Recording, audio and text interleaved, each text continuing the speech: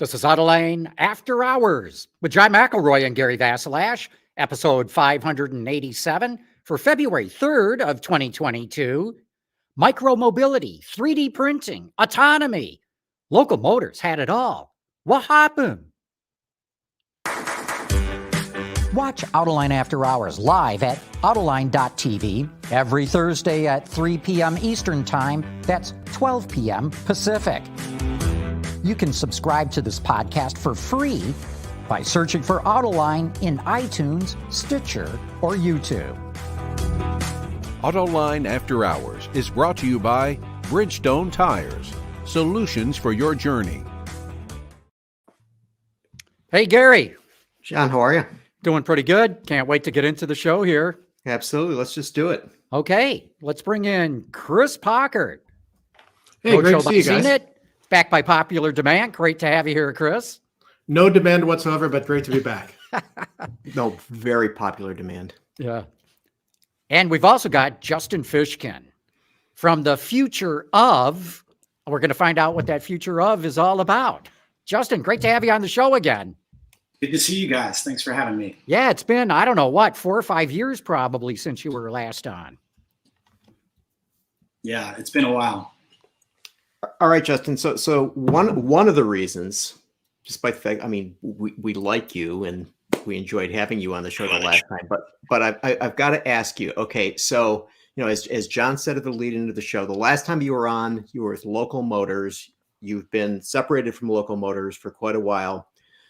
We hear that Local Motors now is shut down, and can you give us a sense of, your journey with them and how you think they got to where they are or aren't right now?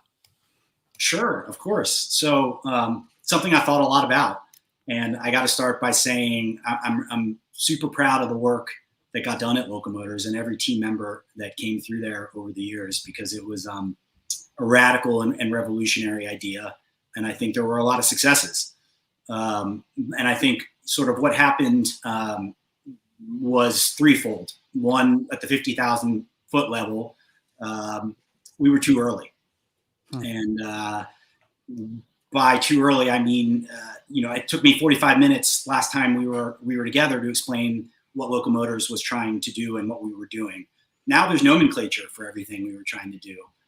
People talk about Web 3.0, and Local Motors really was at the forefront of what Web 3.0 is becoming. And by that, I mean, people talk about DAOs, decentralized autonomous organizations, right?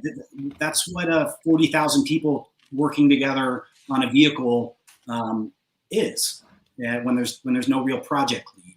People talk about tokenization, right? So we were trying to figure out how to allocate or attribute IP to a crowd of people coming up with ideas, and we were doing that in real time. If you mention the blockchain now, people would say, "Oh, that makes sense. That's an open ledger for people's ideas." And how do you pay them a royalty? Through tokens or cryptocurrency.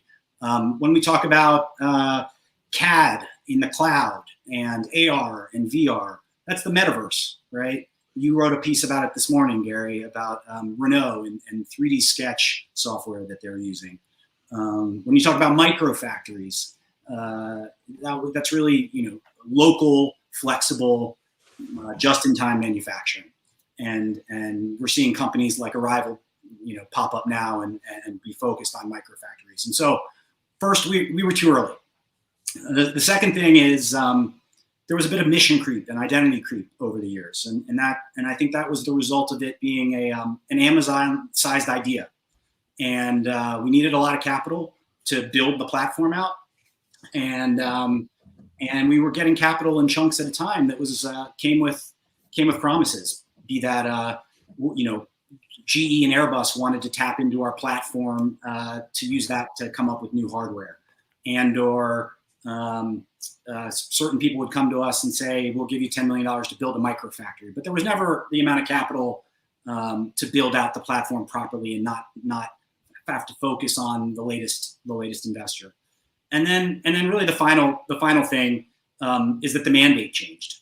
And at some point, investors got tired of waiting for the company to turn profitable. And the board said, you have this really cool product, Ollie, that took you 3 months to the crowd 3 months to design and deliver. And the board said, we want you to focus on making that exclusively. And we don't care about microfactories, just make as many as you can and sell as many as you can. And all of a sudden it went from a platform meets product company to exclusively a B2B, trying to sell into transit organizations.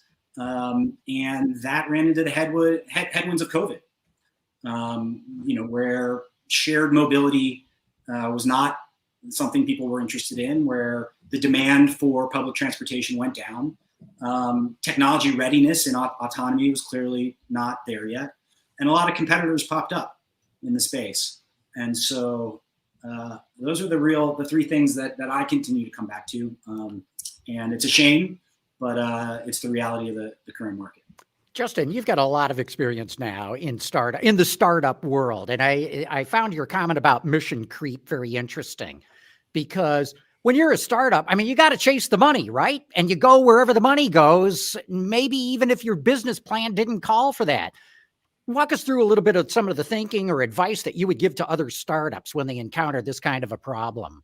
Yeah, it's case by case basis, right?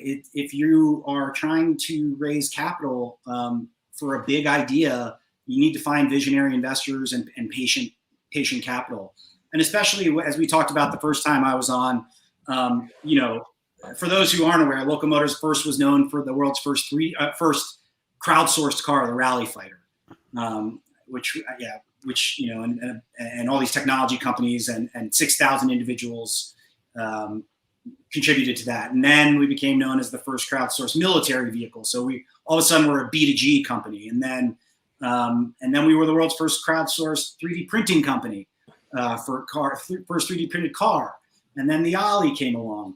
But by saying that, with each of these impressive things that the crowd was able to do, a whole new set of constraints and interests came from the capital providers that we were working with. And it was, I'm not answering your question very well, John, other than to say we should have been better about saying no and sticking to the vision that we needed to build out the platform in its entirety and build on our successes, as opposed to saying yes to capital that was interested in only one piece or another of the platform.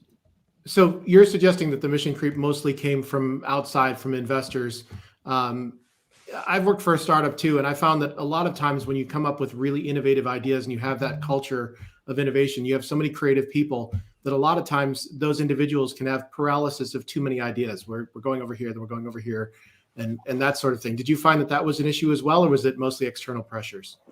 I found that the company was pretty good internally. The biggest struggle internally, often you'll say it's between designers and engineers, right? But for us, it really was, is it a platform organization with co-creation and micro-manufacturing, or is it a product organization that makes Ollie or that makes Rally Fighter? One of those is a B2B, one of those is a B2C, or makes stuff for the US Army, B2G. And at the end of the day, the magic was that we were both. But it was a hard edge sort of and discipline to try to pioneer. And so Chris, it's a great question. I think there was struggles internally, but we celebrated that because that's what we thought was our secret sauce. And so a lot of the pressure came externally. When I think back to the early days of Local Motors, back to the days like in 2014 when you guys go, okay, we're going to be at IMTS and we're going to print the Stratty and people are going to see this printed car and oh boy, this is really going to be exciting. And I just wonder whether the fact that you were trying to do something like that made people have expectations that weren't really realistic from the point of view of, no, we're not going to print cars. We're going to, the crowdsourcing thing for the design, brilliant. The micro factory, brilliant. But, I just wonder whether that emphasis on 3D didn't sort of distract you from the real thing you could have done. I think so. at Local Motors, we always knew that 3D printing was a tool that made our co-creation process more efficient. And you'll read articles that have recently come out about why Local Motors has shut its doors, that say they should have stuck to their core competence, which was 3D printing, which was never what we set out to be. And so, yes, we did believe, and I still believe, that you can put a 3D printed car on the road. But we were never intended to be a strictly 3D printed vehicle company. That was just one of many digital manufacturing tools that we expected to use as we move forward. And that's broadly Industry 4.0, which is really, as we saw it, the ones and zeros that the co-creative community was working on in the cloud, and those ones and zeros going to machines that made those products in small unit volumes. And really, we were built on this belief about local manufacturing, resilient supply chains and manufacturing bases. And I think after this pandemic, everybody has a renewed belief in those sorts of things. And so again, you're absolutely right, Gary. I think there was too much focus on the 3D printing, but I do believe we're seeing companies pop up now. Relativity Space is 3D printing rockets, right? There's companies like Divergent that are using 3D printing for different parts of vehicles. Right. We can get into that. If you're making these, it's right. But then there's also 3D printing for tooling, which is going to be a huge market. And we've talked about that in the past. And so, and there's Icon's 3D printing home. So large format 3D printing, it still has a ways to go, but that will have a place in the future. But it's just going to be one tool in the belt of a microfactory or a digital manufacturing future. It's interesting too, Justin, that you feel that maybe Local Motors was just ahead of its time, came out too early. Do you think it would succeed today? I mean, you got SPACs to raise money. You've got a whole lot more focus throughout the entire automotive industry on mobility, maybe not so much micromobility, but definitely autonomous mobility. And what do you think? If you tried to launch the company today, do you think it'd have a better chance? Yeah, well, look, like I said, I think there's some plug and play pieces now, whether it's the blockchain or tokenization for paying royalties to people who have ideas.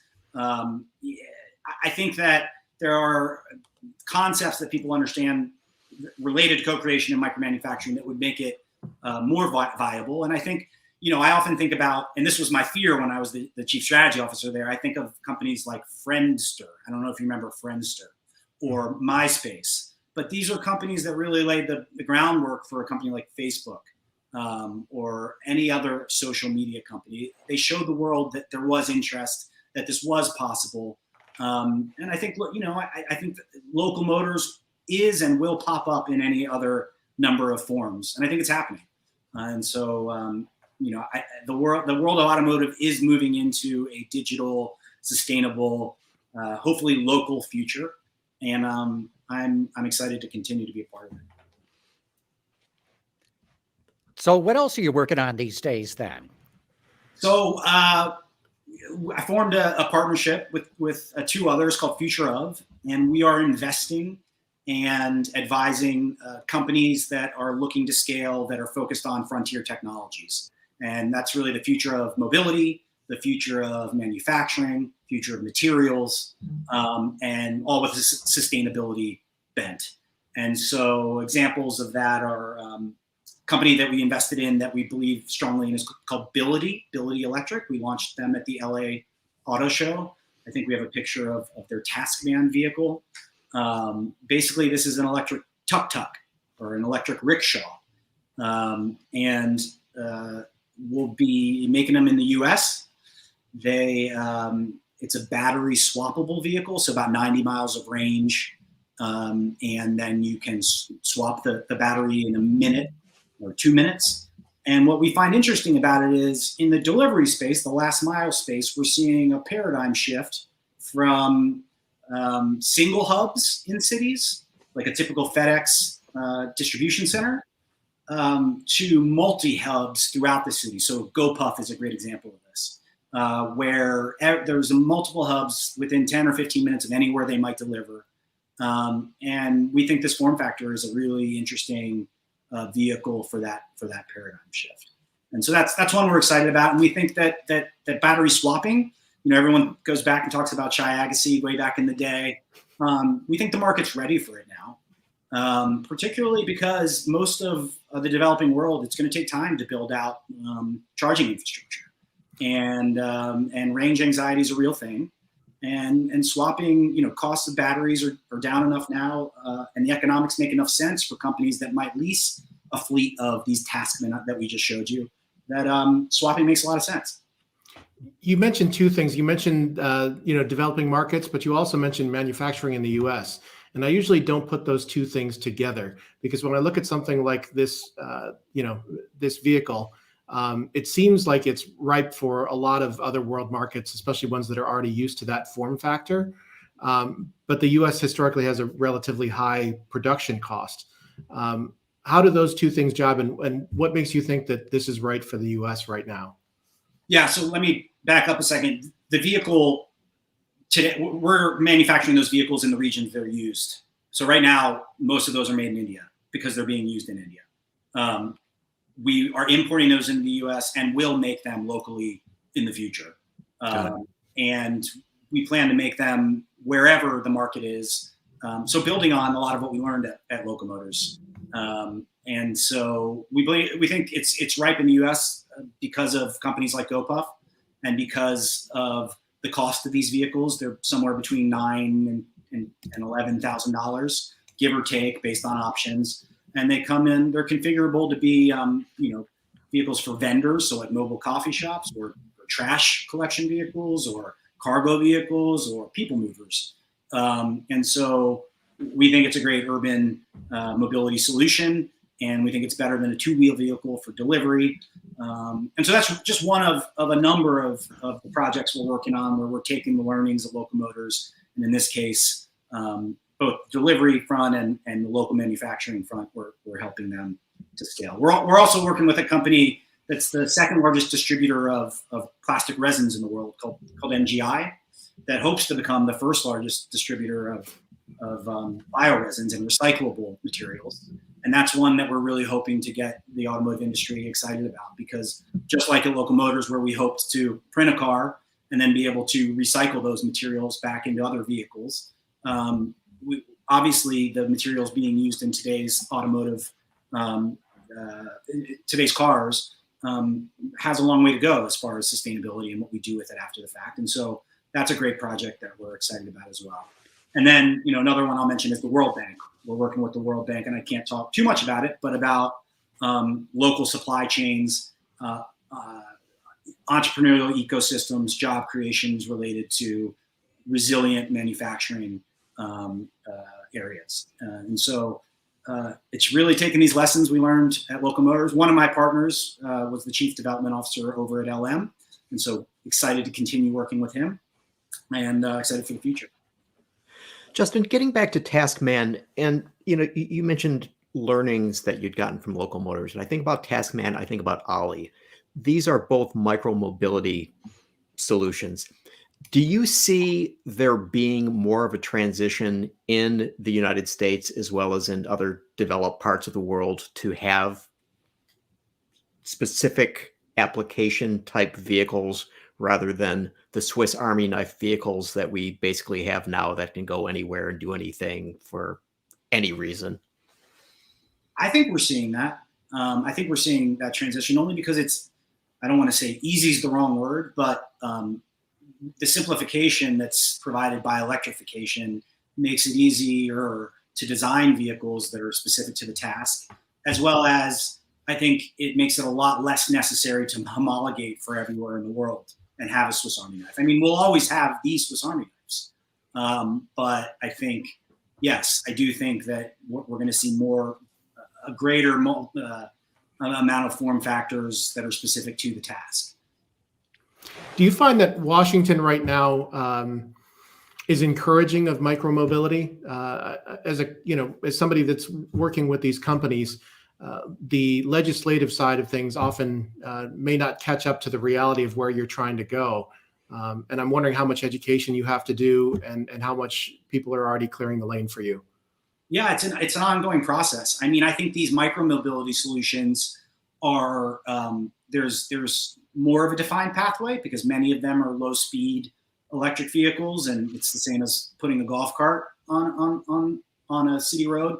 But when we talk about things like autonomy and we get into some of the more advanced technologies that have safety issues involved, yeah, it's a continuing education process. And the good news is there's runway for electrification, and there's runway for continued infrastructure improvement and build out. And so, I think the U.S. is maybe not leading the world, but one of the leading countries in the world when it comes to innovation on that front. We did see India come out this week and say that they're going to make a real push into battery swapping, which I think speaks to what we were just talking about the realization that charging infrastructure is going to take a while. And there are smaller, like Singapore has been on the forefront from a regulatory and legislative front for a long time. But yeah, Washington is Washington, and it takes education and believers. But personally, I don't believe that is the bottleneck at the moment. Hey, I'd like to go back to that recyclable plastic that you're working on and get a bit more info on that. The reason I'm so interested is, all the metal in cars gets recycled. Steel, zinc, copper, aluminum, magnesium, you name it, there's a market for it. Almost zero automotive plastic is recycled. And, we had one of the materials experts and environmental experts from Ford on the show a year or two ago. She was saying there's like over 120, maybe it was even 140 different grades of plastics in cars. Nobody even really knows. There's so many they lose count of when they're trying to count up with the different ones. But like I said, there's no market demand for this. So have you talked with the automakers? I mean, if you could simplify the number of plastics in a car, get it down to even a dozen, which sounds like a lot, but it would be a huge improvement. Would be great, but you got to convince the designers and the engineers that they got to use this kind of thing. And then how do you create a market demand for this plastic to be recycled, which it's not today because virgin plastic is cheaper than recycled plastic? It's a great question, John. I'm not talking directly to the automakers about it, but I'm working with people who are. First step is those grades of plastic that are in automotive today, they have end uses. So now we just got, a lot of it's just stuff that falls onto the factory floor as well before it even goes into a vehicle. But I mentioned you guys, I was working with a great entrepreneur named Heidi Kujawa, who has a company called Bifusion that takes any type of waste plastic and turns it into a cinder block. I have one here. I can show you. It's like this. And right, you can, if we can get that plastic at the end of the life cycle of a vehicle, we can bury it in the building, and there are other uses too, right? So first is you don't even need to change what plastic you're using. We just need to collect it, and then I think we need to start using more sustainable plastics in the future. But I'll tell you what, the waste plastic at some point is going to start having a value. Right now, people are saying, you pay the shipping, I'll get it to you. In the future, especially as we see a lot of these chemical recycling plants pop up, which is really a big deal right now, there will be a cost to the waste plastic. That's a great point. I remember being at a Society of Automotive Engineers presentation all about recycling. God, this goes back 20, 25 years ago. And they were all trying to find out, how do we recycle this? How do you, get it out of cars? How do you disassemble them, that is? And there was all this discussion going on. And one guy gets up in the middle of it and he says, you know what? We don't know how to do this yet. We should just put it in the landfill. Because to your point, he said, at some point in the future, that stuff's going to be worth a lot of money. And they're going to know exactly where to go get it. Buried treasure. Yeah, exactly. I mean, the problem right now is, there's 7 types of plastic. You'll see different numbers on the plastic. Only 2 of them really are traditionally or classically recyclable as we think about And that was a great lobbying effort by the plastics industry over time, was to put a recycling symbol on every type of plastic. So we all throw it into the recycling, and most of it ends up going through the recycling facility at the end of a line, and then the recycling facility pays a fee to take that to the landfill. And so right now, solutions like Bifusion, like the block I just showed you, they want to plug in at the end of those of the recycling line where to collect all the stuff that isn't being recycled. Yeah.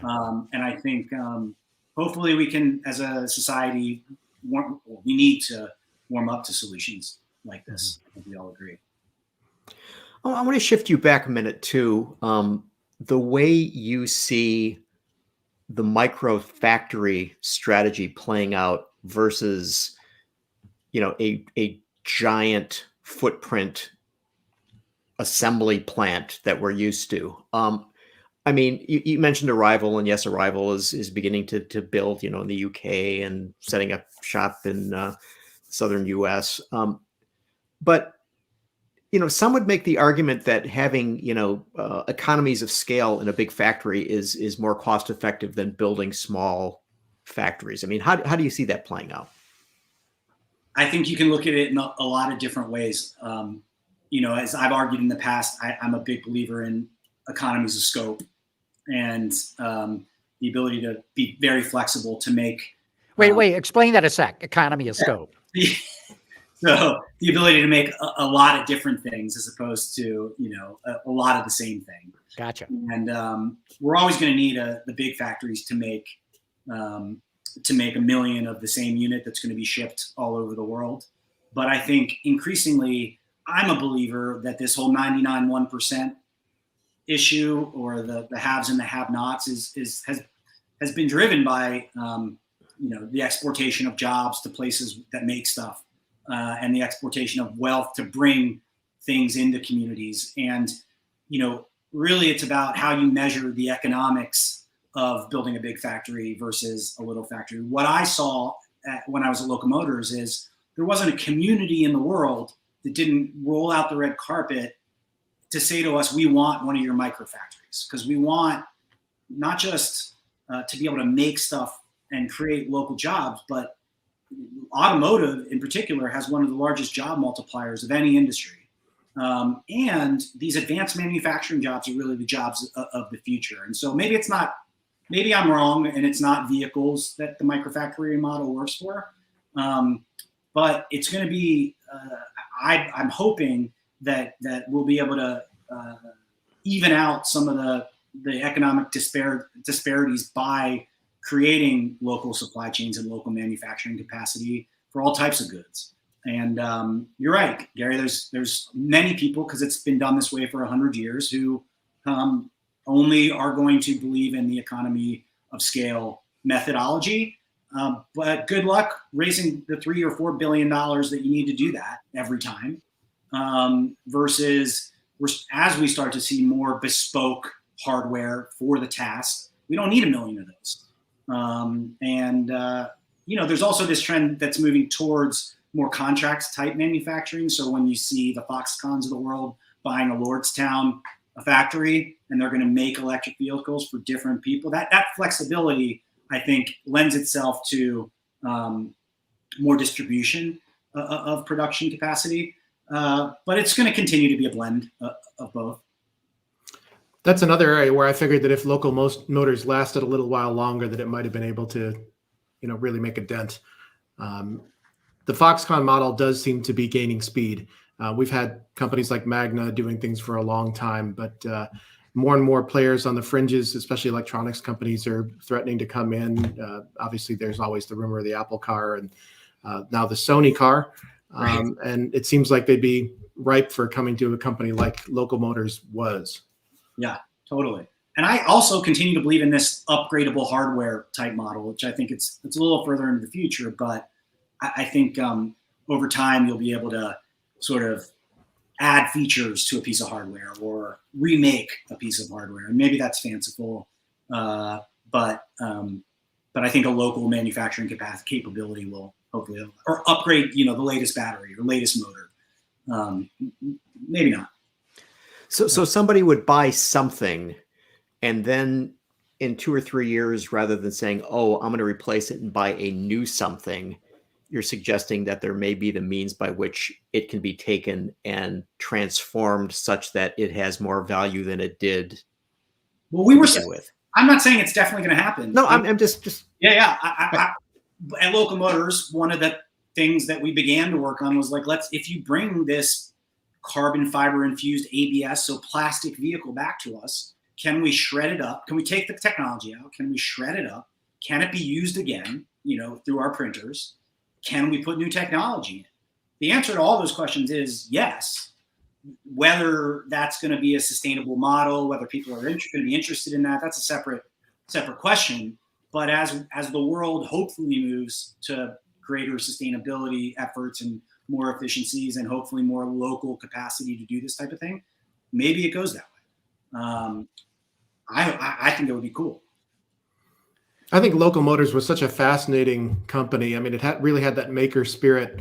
I remember covering it when it was first getting going, and the Rally Fighter was just this otherworldly thing. It was so different than what everybody else was putting out there, and yet it had pieces of things that we could all recognize that it came from this, and people could make it their own.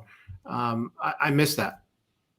Yeah, well, thanks for you. I remember when you covered it, and we all appreciated it, and it was sort of like the Frankenstein of vehicles. And of course, yeah, but it was a really cool Frankenstein's monster. Yeah, it was really cool. That's how that's why I ended up joining. Well, one of the main reasons is Jay, the founder, when I flew out to Phoenix the first time, where our first micro factory was, he showed up at Sky Harbor and picked me up in a Rally Fighter, and it was just like blew the walls off of the little tunnel that you go through there. And, everybody's looking because it was just growling. And I got into this car and went to the mic, and it was just, it was, as I'm sure you remember, Chris, it was a fun vehicle. It is a fun vehicle. Yeah. So Justin, what happened to the community that you guys built? I mean, whether they were designers or whether they were just fans, I mean, there were a whole lot of people who were involved in that. I mean, did they just disperse, or are they doing something else? I mean, the community people doing something. I think the community got up to several 100,000 active users, and they live on. So, as I mentioned before, Airbus and GE were both investors in the company. For GE, we established a community platform, co-creation platform called First Build. That still exists, and so there's community members, I think, there. And for Airbus, we helped develop a platform called Neo Ryzen. Community members remain there, helping them develop hardware. But look, I hope that all these really talented designers and engineers have found other outlets to co-create in their off time, because it was just that was the most rewarding part of Local Motors, was just providing a platform for people to bring their dreams to reality. And I don't have any of that design or engineering talent, so it was just so cool to interact with them and see their faces when a 24-year-old student designs Ollie and sees it come to market. I think it really was rewarding. Justin, how do you handle that crowdsourcing aspect of it? I mean, you've got people literally from all over the world throwing ideas at you. How do you make sure that you pick the right one? How do you make sure that, or how do you incorporate maybe somebody else's idea into that? How do you compensate them for it? Walk us through that process a bit. Well, so that goes back to sort of where I started, which is we were building out a platform that, first it started with a design. Design is what got people. So if it was like, we need a vehicle for Phoenix, let's say, and the Rally Fighter became that vehicle. Sang-Ho Kim was the designer, and then people sort of fell into line to contribute to the engineering of it. And in that case, I think there were about 6,000 people who contributed, and it was like a social media site where we saw each contribution, each suggestion, each new drawing, and it was attributed to that person who was contributing, and we would pay a royalty for each unit sold to the contributor of that idea, and there was a way that we split up the royalties based on how much contribution there was. But that gets back to this whole like blockchain, like open ledger model and tokenization, where if you use the idea, it's a smart contract for someone to get paid, where these are things we wouldn't have had to build out that we could have plugged in because they exist now. And to be quite fair, like we never got that part totally right. We were continuing to iterate and doing our best, but it was more of a manual process than it was an automatic one. And today we could solve for that. So I think there's a bright future for co-creation. Yeah, really interesting.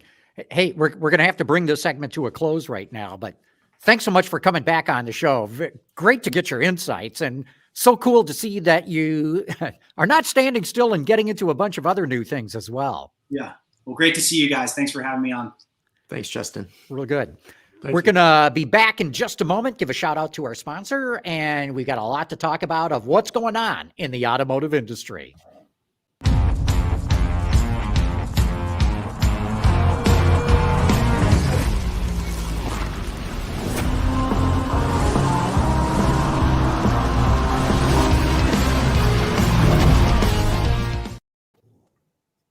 And we're back. You know, I've just got to think that the whole micro factory phenomenon really has an opportunity in terms of being able to be something that would come back. You know, because there's so much accessibility to tools and software and you know, using the cloud, and you know, I just wonder if it can be realized. I mean, maybe not for everything, but for certain products and in volume. No, you know, not just Right. you know, somebody who's you know, making something that they're going to sell at an art fair. Yeah, well, I think Justin hit it right. You know, that there's certain things that you're going to need high volume for, and a traditional factory makes all the sense in the world. But, you know, as people want to express themselves more individually, there's an opportunity to create products for smaller niches of people, or smaller niches of society, and be able to make good money, even though you're not at, you know, mass volume. You're targeting a market with exactly what they need and want. I think Justin's point about being too early is what I came away with more than maybe almost anything. It occurs to me when talking to him now, Locomotives was trying to build a lot of different companies and platforms all at the same time, right? They're trying to actually manufacture a product, but they also have to figure out a payment system. They probably have to figure out IP clearances for crowdsourced ideas. So they're trying to do all these different things that now the market has developed individual solutions for, that may be more of a plug and play thing. And maybe all that experience with trying to herd all those different cats makes his current job, where he's working with all these different companies, that much easier, because he can see the future and all these different things. He's got experience in all these different areas, but he's not trying to build them all into one company. Mm-hmm. Well, I love the vision. You know, I said at the time, it's up to them to execute, and I still love the vision. Yeah, it's a shame that it didn't work out for them, and who knows? I don't know what's happened to the remains of that company, or if somebody will eventually pick up the torch again. Somebody in the chat room mentioned that there's going to be an auction of the assets. That usually doesn't end well. Well, you know, I could use a Local Motors rally fighter, though. Yeah, There's some of those laying around. Right.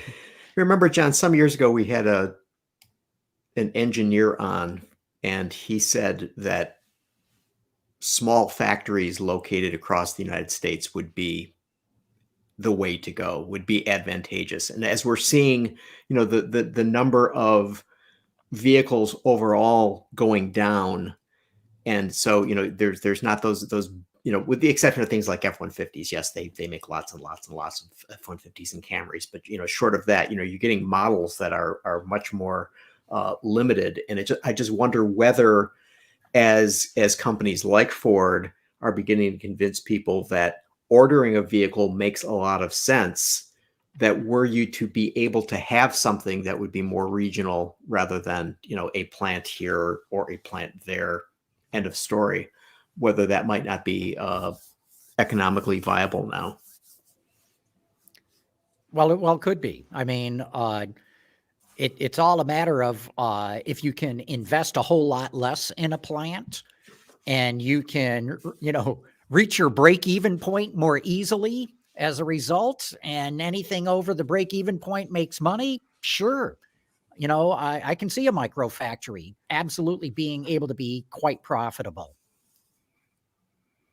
Yeah, I think in the short term, maybe it'll be building blocks of things, potentially even literally, right? Like what he was showing us, as opposed to complicated big products. But it paves the way for those things in the future. Well, Justin brought up Arrival. They're making these buses, very similar business plan to what Local Motors had. They can set up a factory for $50 million. I mean, that's stunningly cheap. And they're only building to order. I mean, literally complete order. They'll take a bus order, maybe over a 5-year period, set up a plant to make those buses over those 5 years. And then either they'll find another order or they'll pack up all the equipment and go someplace else with it. Yeah, it should be absolutely interesting whether we're going to see, more of this rather than companies building. Well, they're probably not going to build a whole lot more new facilities. I mean, Blue Oval City, I think, is going to be an outlier to that. I mean, I think the General Motors idea of saying, okay, we've got all these factories, let's retool them and do it that way. But, I just keep thinking that, just about, 5 miles from where I'm sitting, there were 3 factories that Henry Ford had, and they were little places, right? I mean, they were on one of the tributaries of the Rouge River, and he got the water power to make things happen. And whether that thinking might not play into the 21st century manufacturing with, advanced technologies, advanced tools, using the cloud. So we'll see. So speaking of profits, General Motors reported a lot of nice numbers this week, John. What is your assessment of what's going on there? Well, my assessment is this. General Motors sold, I think if I've got the numbers right, 535,000 fewer vehicles last year than it did the year before. 535,000 fewer vehicles. Its profits went up 57%. I mean, to me, that says in a nutshell what's going on in the business right now. Even though sales are down, revenue's up. Why? Because people are ordering a richer mix of vehicles. And why do their profits go up so much? Because they don't have to discount anything. There's no more blowout sales. There's no, sell-a-thons at the end of the year or anything like that. All that money's dropping right to the bottom line. And so consumer beware. We're not going to go back to the former levels of inventory that dealers had. And prices might ease a little bit. But do you think anybody in the business is going to give up the pricing and the profits that they've got right now? They're going to do their damnedest to keep things the way they are. And point of fact, I bet automakers looking at all of the dealer markups on a lot of their most popular products and seeing what the market will bear and trying to figure out how much of that they can price into the MSRP the next go round. Yeah, but remember, Chris, Ford and GM both had to send warning letters to their dealers. Well, sure they cut did. It out. Don't raise it above the MSRP. Of course, but that's because it's not on the level across their network. If every vehicle were $500 more across the network, and it was that way on the window sticker, as opposed to certain vehicles being $7,000 over, it sends a bad message, especially when there are other companies now like Tesla and some of the other startups that are going a different direction in terms of pricing and order culture. Yeah. So John, you said that you think that OEMs are not going to be anxious to give up what they're making now because of the way things exist. Okay, so we now have average transaction prices, nearly bumping $50,000, right? And if we look at medium family income in the United States, we're looking at about, $77,000. Okay, so a car just is like an enormous chunk of that now, right? So my question to you is that, so let's say an automaker, whether it is a domestic or another company says, you know what, we're gonna start building affordable cars for people. You don't think that there'd be a mad rush away from these companies that are selling these high-end and only high-end vehicles to someone like that, which makes it capable of buying in a reasonable way? Sure. No, I agree, Gary. If an automaker comes out and says, look, here's something that's far less costly than what's out there, people will flock to it. I mean, my favorite example is the Wuling Mini EV. Cost $4,500 base price in China. I think they sold 400,000 of them last year. Best-selling electric car in China. So yeah, I mean, is it as great an electric car as a Tesla? No, of course it's not. But does it meet the needs of those buyers? Boy, does it ever. They live in cities. They need a small car that's easy to park. They don't drive at highway speeds anyway. They need something that can be recharged very easily. Smaller battery charges more quickly. But the price is killer, $4,500.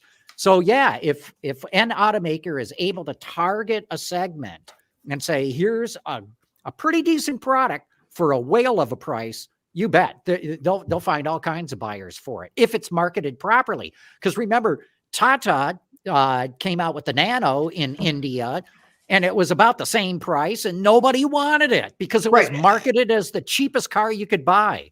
Okay, but I'm thinking more in terms of, you know, what happened during the first fuel crunches when basically, you know, Honda and Toyota had some pretty decent vehicles that were getting high fuel efficiency, and suddenly people said, maybe we ought to buy one of those rather than buying a Chevy or a Ford. So I have two words for you: Ford Maverick. Absolutely, Chris. Yeah. Right. It's early stages. We don't really have a complete picture of the volume yet, but that product to me is one of the biggest game changers in our market in many, many years, because it's been an overlooked category for so long. There's been so much white space down there. It's been shocking that it lasted as long as it did. Coming out with a hybrid and the mileage that they came up with right out of the box at the low end, remarkable. And where are they? They're sold out. They're not taking any more reservations now. Right. Where are they going to be 3 or 4 years out with that product? That's the question. But I think that the future is really, really bright for that. And I think that a lot of people are, were turned off by the idea that, small trucks don't sell in America. And, most of the time it was because they were trying to sell a 10-year-old design on us or 15-year-old design. And there were no benefits for the owners over the next size up. And the dealers didn't want to sell them that. Right. But this changes that. Right. This changes the value equation. Right. Totally agree, Chris. And look what Ford did. They're targeting people who don't buy trucks. I mean, does an F-150 owner want a Maverick? Hell no. Probably a Ranger owner doesn't want a Maverick either. It's not for the traditional truck buyer. And boy, they've hit a home run with that car. They're bringing in all kinds of people. And you've seen the quotes and, probably even run into people who said, I never thought I wanted a truck, but I want that one. Yep. Okay, but so let me ask you both. I mean, so what happens to this whole issue of the OEM saying, but we really can't make money off of small vehicles, so I mean, isn't that one of the reasons why Ford got rid of cars, because they couldn't make money on them? Sure, but there's other revenue streams that they're counting on down the road. Maybe not with Maverick right now, but data being one of them. But in the meantime, they felt that they could make this vehicle because it had the shared underpinnings of a bunch of other vehicles, the European Focus, the Bronco Sport, that sort of thing. I don't know why they couldn't have figured that out earlier, honestly, but they couldn't, and nobody else did, so I can't really blame them too much. Well, one of their fears is that they were going to cannibalize their big trucks where they make all their profit. That was one of their fears. So, and that's fair, but the pricing on those have gone through the roof, so it's left even more room at the bottom. Right. So I thought it was interesting that in January, Ford sold 6,513 Mavericks, and it sold 5,740 Lincolns. So to your point of people really being interested in something in that space. Yeah, I think they're going to sell a ton of them, and I think that'll very quickly become, if provided production can keep up, I think that'll be one of their most popular vehicles. Yep. So John, I want to ask you this about what's going on at General Motors. So I was looking at their results, and I saw they use the parentheses for loss, and then there's Yeah. no parentheses for Profit. profit. And I noticed that one of the places that there was a big parenthesis was for Cruise. I mean, and we're talking over $1 billion of loss last year. Okay. Why does Cruise exist? It's the potential. I mean, Mary Barr has come out and she said it in her letter to the shareholders, we expect to make $50 billion a year in revenue off Cruise by the end of this decade. So they're investing for the future. And the reason that they've lost is they've had zero revenue coming in. They've just started offering rides for free to the public in San Francisco. They're still awaiting one more permit from the state of California so they can start charging for those rides. But that's why it exists. They think they're going to make a lot of money off this thing. And I think in the near term, it probably puts a little bit of a sheen for some, investors on their stock in general right now that they otherwise might not have. Right. Remember, Mary painted a picture of how General Motors is going to double its revenue by the end of the decade. We've talked about this on the show before. The traditional automotive companies, over the course of a decade, average on year, they grow about 3% a year. I mean, it stinks. So Mary has laid out a strategy of how they're going to double their revenue before the decade's over. And autonomous vehicle mobility is going to be the biggest chunk of that revenue gain. So they're anticipating having 1 million or more Cruise vehicles on a global basis by 2030. It's a lot of vehicles. It's ambitious. It's a lot of vehicles. It's a lot of ambition. And so then I get back to this question of, okay, so they lost $1.19 billion last year, but then SoftBank invested another 1.35 billion. So I guess they actually made a little money with that investment if we do it that way. But I mean, what is the model that says that this is even going to happen? Well, real quickly. So, the total addressable market, the TAM, as they talk about, is massive, because once you get to full autonomy, level 5, like Cruise has, or certainly level 4, they've got geofence, that is, but you open up the market to anybody who wants to use it. Little children, the very elderly, anybody with any kind of a physical challenge or disability can now have their own access to mobility. They don't have to rely on friends or family to be able to use it. And also, so the belief in this is, once you take the driver out of the equation, you've taken the most expensive operating cost out of the equation. So now you can offer rides for a lot less money, or you just underprice the rest of the market that's out there, Uber, Lyft, regular taxis and the like, and you make a whole bunch of money. And now apply this on a global basis, and the potential's enormous. Do you agree, Chris? I agree that that's absolutely the potential, but obviously the big asterisk is, can you make it happen and in what time frame? And will you get there before other people do? Obviously we've heard Elon Musk say for years, literally years now, that there's going to be a million robo-taxis on the road, and it's this year, next year, He'll be saying that 3 years from now, and I don't really think he's that much closer, by the way. But that's the question, and everybody's making that bet, and we've already seen a lot of, maybe market correction is the wrong word, but sort of a reality check on the anticipation for when that timeline is. We've seen that horizon move further out. And yes, it's hideously expensive, and I'm sure that some of the learnings from that division of the company will go into benefiting other parts of the company. But for right now, it's going to continue to hemorrhage huge amounts of money. And I also have the question of, John, you're saying, okay, so Dan Amon, who had been the head of Cruise, and before he departed last fall, rather seemingly unexpectedly, he said, okay, we're gonna take ride hailing costs from $5 a mile to $1.50 a mile by taking the driver out of the equation. And I think of the Henry Ford $5 a day saying, you know what, I want to have people making money so they can buy my vehicles. Doesn't that sort of play here? I want people to make money so they can afford to be in my automated vehicle. Yeah, but I don't think taxi drivers and Uber drivers are making the kind of money that would allow them to go out and buy a new car, an average new car, like you said, at close to $50,000. They're not even making that kind of money in most cases.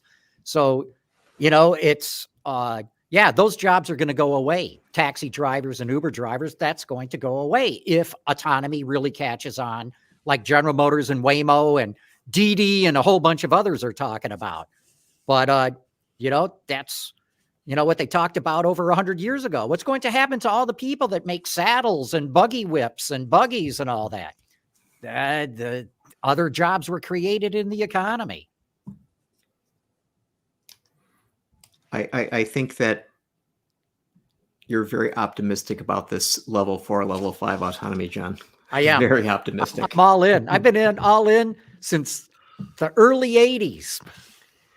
So, I mean, I look at this and I think a little bit the same way in terms of electric vehicles, whether this is not technology push versus market pull.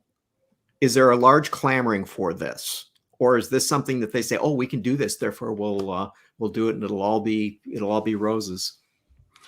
I think it's a lot of everything, right? I mean, there's legislative pushes and pulls with incentives. There are certain segments of the market where they can absorb the cost and they want the stupendous acceleration and the greener than thou halo. That's what Tesla built its model on.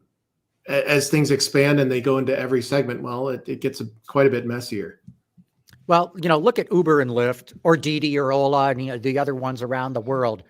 There was instant demand for them. Instant demand. They just exploded with growth. They haven't been able to make money. Why? One of the reasons is you got a driver in there. So, if this really pays off, sticking with Cruise for the moment, if they can really get the cost per mile substantially below any of their competitors, I think the future looks really bright for them. So, Chris, you were suggesting that the whole EV phenomenon is something that has many forces at play in terms of making it viable. Absolutely. So which do you think are the stronger ones? I mean, is it that people are clamoring? I mean, let's take Tesla and put them on the side, okay? Because that's not going to be duplicated by anybody else. But I mean, is it regulatory that is causing this more than people saying, damn, I just wish I can't wait till I can put electrons in my car? I think regulatory was the stick for a lot of the automakers to get in, for sure. But I think we're seeing that there are, as we talked about the rise of the reservation culture, the pre-order culture, we are seeing that automakers are having fairly significant uptakes with a lot of their products when they come out with the right ones. We had generations of products that were not the right ones. The Bolt EV was a very respectable vehicle. It was a solid product, but it wasn't interesting looking, and it wasn't something that people really clamored to be seen in, and that sort of thing. But you've got a company like Ford that comes out with the Mustang Mach-E, and obviously there's a production ramp, but look at what they're talking about, their ramp over the next few years for that model globally. I've said this before and people kind of wrinkle their noses, but Mustang as a brand, as a sub-brand, as a model, is shortly going to be an EV brand that happens to sell a handful of sports cars. And that's going to happen over the next few years because they're ramping production to 200,000+ units globally of the Mach-E. And last year, globally, the Mustang sold under 100,000 units, right? So there is demand. We're seeing outrageous demand for, the F-150 Lightning. And I don't mean to keep talking about Ford. I think there's probably fairly substantial demand for the Silverado EV, but maybe they bet on things a little bit differently in terms of their cost structure and what they're coming to market with. But I think there is demand for a lot of these vehicles. Will they outstrip the demand of IC vehicles for the foreseeable future? I don't think so. And I don't think every consumer wants them. And I frankly don't think they make sense for an awful lot of the population here in the country. But most of that's down to charging infrastructure. So this sounds like an argument for microfactories. Sounds like an argument for charging network. Yeah. Well, good. Hey, I think we're going to have to wrap it up at this point. But Chris, thanks so much for coming back on the show. Always good to have you on here. Thank you very much. Great to see you both. Thanks, Good. Chris. Gary, we'll do it again next week. Okay. Okay. I want to thank everybody that's tuned in. Autoline After Hours is brought to you by Bridgestone Tires, solutions for your journey. Visit our website, Autoline.tv, where you can watch us live Thursday afternoons. Get your daily fix with Autoline Daily and in-depth analysis and interviews with Autoline This Week. There's all that and much more at Autoline.tv.